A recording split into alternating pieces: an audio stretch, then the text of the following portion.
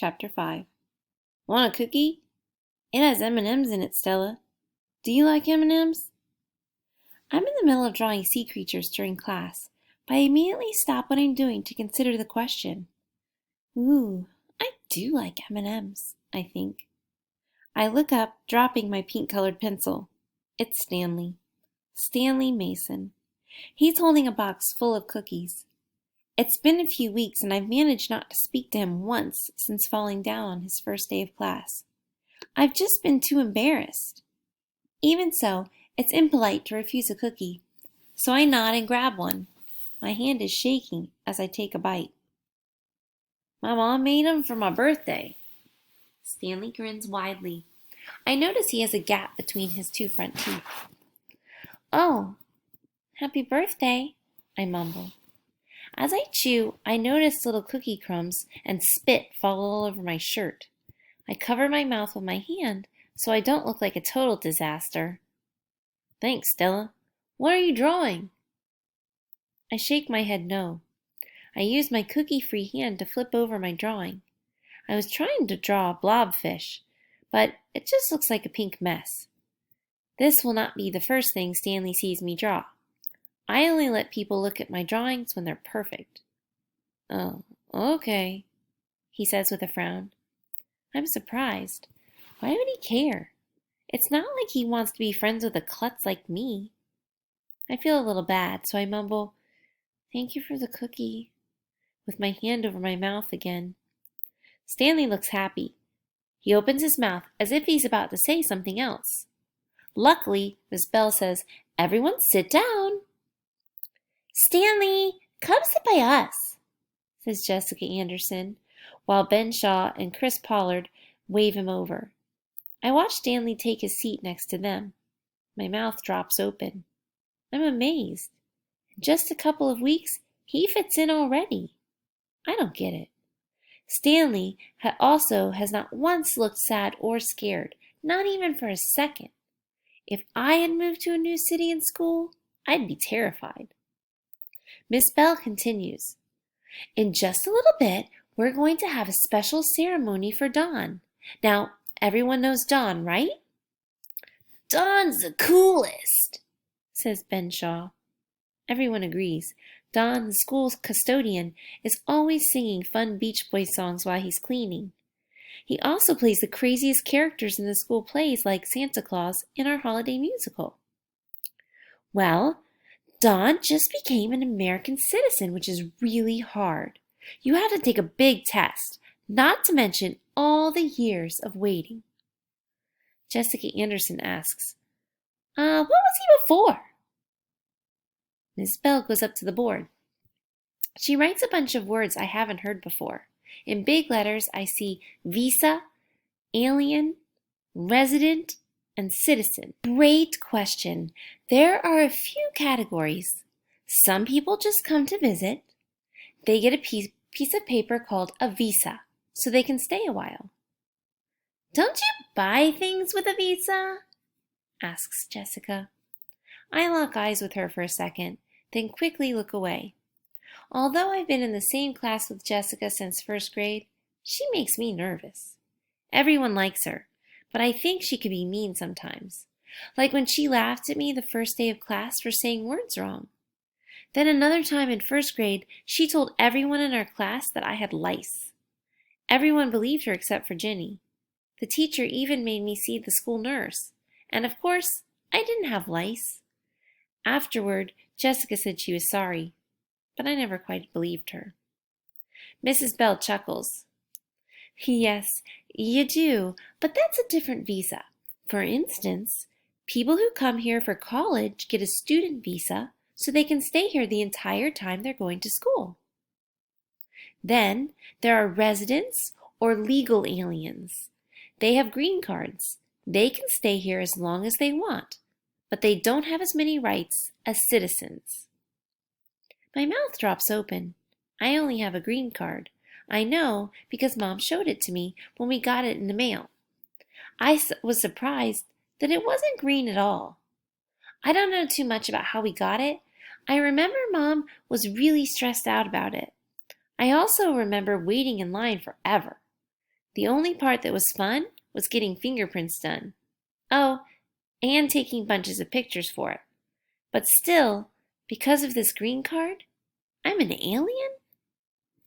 Miss Bell continues. After you've been a resident for a while, you can apply to be a citizen. Then you can vote and be on a jury. You can even run for office. What if you were born here? Asks Michelle. Then you're already a citizen, a natural citizen. I gulp again. This explains everything. I'm an alien. Since Don works so hard for us, we're going to surprise him with a celebration in the cafeteria. Mrs. Bell continues. We're all going to go quietly and sit in the dark until Don arrives. Then we'll turn on the lights, stand up, and sing the Star-Spangled Banner. Don't worry, we will have a projector with the words for you to sing along with. If you guys do well, there might be cake. Everyone squeals but me. I always thought I was different, that I didn't really belong. But now it's official. I start picturing all the aliens I've seen in movies, trying to find one that isn't so strange. If I could picture only one cute alien, I might feel better about the word. Instead, as we head out to the cafeteria, I picture all these spiny, crawly, deadly aliens, the ones people run away from. When we arrive, I notice that the orchestra is on the stage. There are also some banners that read, Way to go, and Congrats. Because the whole school is there, I'm able to sit next to Jenny. I feel calmer when I see her, except she's not alone. She's next to a girl I've never seen before. The new girl has bangs that go across her forehead and is wearing neat red glasses. My heart sinks a little. I want to tell Jenny the bad news that I'm an alien, but I can't. Not in front of the new girl. Stella, this is Anna, says Jenny. Hi, Stella, Anna says, waving. I make myself wave back. Did you guys know about the ceremony? I ask in a low voice. What did she say? Asks Anna, looking at Jenny. Stella asked if we knew about the ceremony, says Jenny. Jenny can always understand me. It's been that way since we became best friends in first grade. Never have I ever had to repeat anything to her once. They turned and both nod at me. Then there's a long silence. There's so much that I want to say to Jenny, but I can't. Even if Anna weren't there, it would be too embarrassing to say out loud. Just then the school nurse walks by and says, Here you are, girls, as she gives us small flags to hold. A minute later, the cafeteria goes dark. The whole group giggles for a second, and the teachers hush us. We wait in silence. Finally, we hear Dawn walking in saying, What's going on? The lights turn on and we stand up to sing. While we're singing, I can't help but still feel a little weird, like I shouldn't be allowed to sing. I wouldn't be an alien if I were still living in Mexico. I'd be natural there. As soon as the music ends, Dawn says, Thank you. This means so much to me. I left the Philippines for a better life in the United States. I'm honored to be an American. Don looks happy. He's even crying a little bit. I guess it's because he's no longer an alien. Everyone applauds right away except for me. It takes me a second. But I know it would be wrong if I didn't applaud, so I force myself to lift up my hands and hit them together. Although I might feel bad, I'm still happy for Don, and it's his big day. As we clap, my mind wanders. If I became a citizen, will I finally feel normal? Will I be as happy as Don looks? That makes me feel a little helpful. The cake that Miss Bell promised after the ceremony also helps. Chapter 6. Once a week, I leave my regular class for speech class. Speech is where I learn to speak properly. This means how all the letters and words are supposed to sound in English. At least that's what my speech teacher, Miss Thompson, says. Good morning, Stella, Miss Thompson says as I enter the room. Miss Thompson is seated at the center of a bean-shaped table in a small room. As usual, she's dressed like a ballet teacher, in a black turtleneck, with her red hair pulled back in a bun. Good morning, Miss Thompson, I say as I hesitantly sit down across from her. How is your dad doing? Good, I say, looking down while tapping my fingers on the table. When I first started seeing Miss Thompson, she would come over to our apartment for after-school lessons. This was when I was in kindergarten. Dad would be home during the lessons because Mom worked. Miss Thompson got along really well with Dad. He's very likable. He can always make people laugh, even if they can't quite understand what he says all the time. Dad speaks English worse than I do. He even talked to Miss Thompson about taking speech classes to improve his pronunciation, but it never happened. Back then, my parents had just divorced, and Dad still lived in Chicago. He had a job, but it was only part-time at a karaoke store that his friend owned. When I asked him what he did there, he said that he kept inventory of the machines they sold. I don't know what that means, but I do know that when absolutely no one else was in the store, I'd sing while he stared at the computer. He didn't work there long, though. Dad has never been good at keeping jobs. He lived in his own tiny apartment then. It was the size of my room with a kitchen. Is he still in Colorado? Yes, I say, grabbing my cheeks with my hands. They feel warm. A couple of years ago, Dad's brother, my Tio Carlos, gave Dad a job at his store in Colorado. Now Dad lives in his own house and goes skiing almost every day in winter. I know because he shows me pictures he takes with his professional camera. Is your dad visiting for the holidays? She asks. I shake my head no. Too bad. It would be good for you to be together, she says. I sigh. I can never tell her what I really think, like that I don't want my parents to get back together, or that I don't really miss my dad. That would sound mean. But why should I? All they did was argue about secret grown-up things. What the grown-up things were about, I don't know. But I do know it made Mom sad, which is not good at all. Nick tells me he'll explain to me when I'm older. And I don't really miss Dad because he never keeps his promises. When he still lived in Chicago, he promised to teach me how to ride a bike, but he never did. He'd also forget to pick up Nick and me from school half the time, especially when he got a girlfriend. Walking home in the snow with a heavy backpack is never fun. Now when it comes to my birthday, I just get free things from my uncle's store. If I ask my dad for anything, even a book, it never comes. See, I say, hoping a short answer will make the conversation end. I just wish she would stop asking so many questions. No Spanish right now, Stella.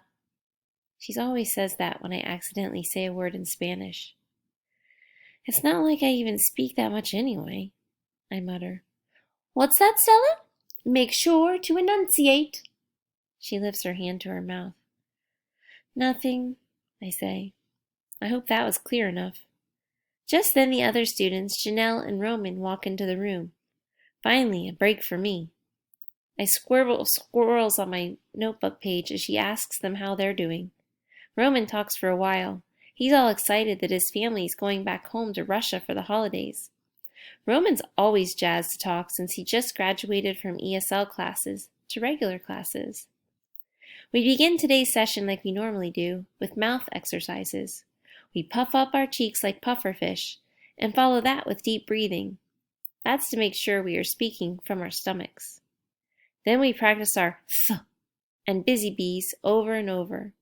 Since day one, Miss Thompson has been correcting my pronunciation using a bag full of flashcards that have pictures of clowns, bees, and other things. I remember it took a really long time for her to agree that I was saying three and tree differently. From there, we go through the alphabet, which isn't too bad, even though there are a couple of letters, like the vowels, that sound different in Spanish. For good measure, she says. I do well except for V and B. It's been 3 years and she still doesn't like how I say V and B.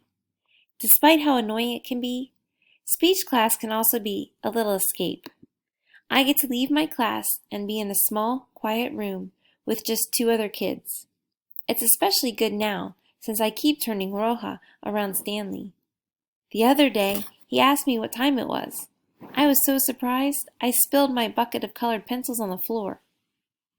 After the alphabet, we practiced big words. Stella, can you say refrigerator? Miss Thompson asks. I nod and stare at her and say, refrigerator. Good, Stella. Maybe just a little louder next time. I groan. People are always telling me to speak up. I can never really figure out why. It sounds loud in my head. Janelle, can you say refrigerator? Janelle says a word I don't recognize. At least I sound better than her, I think. Then I feel a little bad. Janelle gets made fun of by some of the kids at school. She has a lisp, which makes everything she says hard to understand. She always sounds like she's eating a peanut butter sandwich. Despite everything, Janelle is still really friendly and kind. I always try to be extra nice to her in speech and wave to her at recess. I look up at the clock. Only 30 minutes left. Good. I'm really excited to get back to class today. We're going to play math games to see who can add, subtract, and multiply the fastest. I'm really good at it, and it's the only time I like Miss Bell calling on me in front of the class. I love showing people that I'm smart whenever I can. Numbers are also easy to say, not like letters. Whenever I hear someone spell a word out loud, my brain goes weird. It slows down like the gears on a rusty bike. I worry people think I look stupid, which I hate. After we practice other big words like conditioner and computer, Miss Thompson sends us back to class. Before you go, here's a treat for working so hard. Miss Thompson gives us stickers when we do a good job, and they are excellent stickers. Sometimes if we do really well, she even has the ones that you can scratch and sniff. I have a binder filled with them at home. When I look at or think of my binder, I feel a little better about Miss Thompson. Each sticker shows how much I've improved my speech, all because of her. I get 2 scratch and sniff stickers today, a strawberry one and a grape one for my collection. Thank you, Miss Thompson, I say, looking her in the eyes. You're welcome, my dear, she says, looking back. I smell my stickers as I leave the room. I race back from speech and find Miss Bell standing in front of the class. Everyone is in a new seat. She mixes us around when we're playing math games so we can go against new students. Perfect timing, Stella. We're about to start. She points to an empty chair. Why don't you take a seat at the table with Jessica Anderson and Ben Shaw? I walk over to the table and try to sit down, but Jessica won't move over. I clear my throat, hoping she'll take the hint. I want to say something to Jessica, but I'm afraid she'll say something mean. Ben finally moves over to make space for me. I like Ben. He's so easygoing. He just likes making everyone laugh. Miss Bell looks at Stanley and says, Now, Stanley, this is your first time, so just try to do your best. Everyone else, you know the drill. Stanley says, Yes, ma'am. Miss Bell laughs. What good manners you have, Stanley. There's a gold whistle around Miss Bell's neck that she blows to start each round. At the beginning of each round, she turns over a card with a math problem. Miss Bell says we're playing spelling bee style. I'll have to take her word for it, since I've never done a spelling bee before. Whoever gets the answer right goes to the next round, until there are only 2 players left. The questions start really easy, like 2 plus 2 equals 4, but they get way harder toward the end. Ready? Miss Bell blows the whistle. A few kids get knocked out right away, but I get all the answers correct. I feel proud that everyone can see that I'm smart. Before I know it, I'm at the last round, and it's me, Michelle, and Stanley. I'm stunned. Michelle is always good at math. But Stanley? I didn't expect Stanley to be this good at math. As Michelle sits down, I start to feel a little nervous. It's now Stanley Mason with me in the last round. Everyone is cheering for Stanley. Go, Stanley! Jessica says. Miss Bell grabs the last flashcard and asks us if we're ready. I nod my head yes. Focus, I say to myself. Stanley grins at me and says, I'm ready. I feel roja again and turn my head to Miss Bell. She flips the card. It's 4 times 7. 28, I think, but I can't talk. I'm trying so hard to get the words out, but my mouth is too dry. I even tried puffing up my cheeks like we do in speech class, but nothing's working. My mouth only feels drier. Then I hear Stanley pipe up, 28. Miss Bell says, correct! You're the winner, Stanley. Way to go, Stanley! The class cheers. I just cover my roja face with my hands. This is a new low. I couldn't even say numbers today.